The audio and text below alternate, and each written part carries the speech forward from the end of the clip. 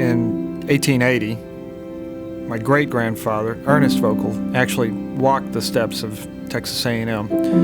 And thinking about what this campus looked like back then, with gravel roads, and imagining what the lifestyle that they led and the lessons that they were learning, and what a great opportunity that he was afforded to attend a college during that time. My grandfather, Travis Voelkel, actually played for the 1935 Southwest Championship baseball team. He was a shortstop. He loved baseball. Served in World War II and then returned to Texas and started working in an iron foundry. My father, Travis Voelkel Jr., was class of 1964 and was really interested in animal husbandry, animal genetics, and went on to earn a master's degree as well.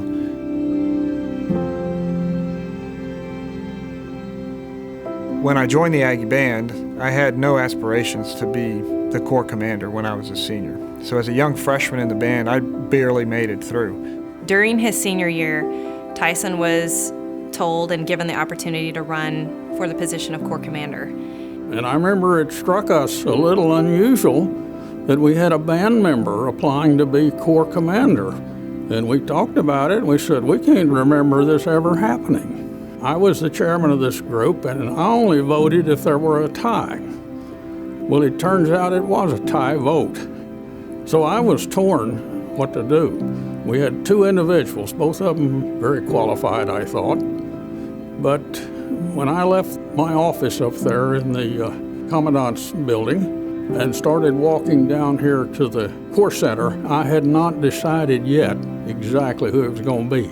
So it was in that walk from there to here that I decided Tyson is one. And I've told myself many times since that day, that was one of the best decisions I ever made. Originally from Brenham, graduated from A&M with a degree in engineering, was a Corps commander here at Texas A&M when he was here. He has been in the U.S. Army since graduation, receiving a number of awards. It always pleases me to say that his next position is going to be teaching leadership at West Point. He is currently a graduate student at George Bush School of Government and Public Service, studying international affairs and national security, and he was appointed in the first wave and is our first student region. He was appointed by Governor Perry in February of this year. I don't think we could have made a better pick for the first student region. Tyson is a dedicated and very involved dad. He's committed to our family 110%. The level of commitment, it's hard to even describe in words. As an example, you know, with Lily, our daughter Lily, our second child, was born with various medical challenges, which had us spend a lot of time in the hospital. And Tyson somehow got this great idea that the timing was also right for him to obtain a second master's, and so he went to get his executive MBA at Rice University. Lily's story is amazing. Lily was born with a congenital heart issue, and we knew that before she was born. When she was 6 days old, she had her first open heart surgery. And we thought after that open heart surgery that everything would be okay. Weeks later, she wasn't getting better, and we were still in the intensive care unit. And we began to realize that there may be more issues with our sweet Lily that had not been identified yet. It wasn't but 4 months later when we found out that she had a syndrome called CHARGE, and CHARGE syndrome affects the cranial nerves of your body and development. And so Lily was actually deaf and blind, although none of us believed it, because she would put her finger over her eye and put pressure on it in order to be able to focus her own eye to see shadows better. Lily taught me how to be a better father, a better human. She taught my wife and I that there wasn't anything we couldn't get through.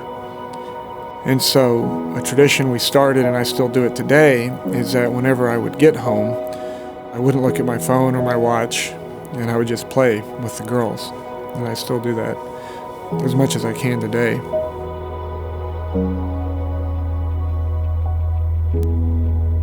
And if I can have the impact that Lily had in her 3 years over my lifetime, it'll be a life well lived. To this day, I don't know how he did it, but he managed to obtain that MBA and at the same time spend each and every quality moment with Lily at the hospital that he could. I remember him reading economics books to Lily in the hospital while also serving in the Army still at the same time, full time. I served for 14 years active duty and am currently in the reserves and hold the rank of lieutenant colonel. Tyson, above all else, is a patriot. You know, among his many, many wonderful qualities, I say this is above all one that should be recognized. I think he's a leader. I think he's a bright businessman. I think he's a person who's going to be quite adept at being the foundation's relationship to the university, and I would say represented the Aggie culture really well.